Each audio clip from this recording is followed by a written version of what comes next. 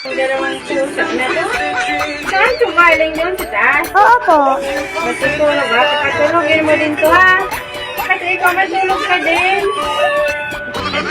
Tulog tayo.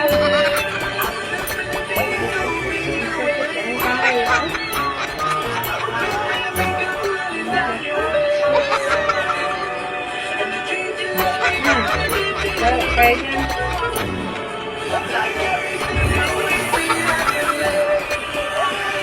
Bukas na to.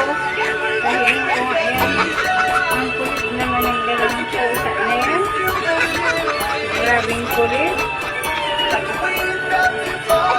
Daddy ka nga kasi wala kang anak. Babae. Babae yung palas, be? Oo po. Daddy! Ano? Oh, ano yan? Oh. Alam mo, Oh. lately, na-realize ko, hindi pa napansin ang pagkahaba ng buhay. Masamang ugali pala.